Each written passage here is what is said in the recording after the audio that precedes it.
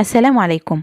في خبر وحش جدا ومحزن حرفيا، لما سمعت بيه اتأثرت بيه جدا. كلنا طبعا عارفين صالح الجعفراوي، اللي هو اصلا من ساعة ما بدأت الحرب واحنا عارفينه.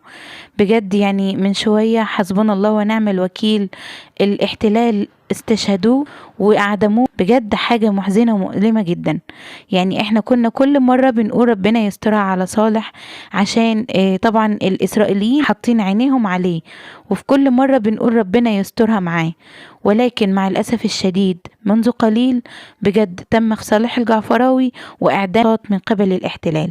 صالح يا عيني بجد كان فرحان ومبسوط جدا من يومين بالظبط، لما رجع وشاف أهله من تاني بعد وقف إطلاق النار. بجد الواحد زعلان بجد عليه جدا، وإن شاء الله يحتسب عند الله شهداء. صالح الجعفراوي شهيد الغدر، حسبنا الله ونعم الوكيل في كل ظالم. بجد غزة بتودع صالح الجعفراوي من بعد وقف إطلاق النار.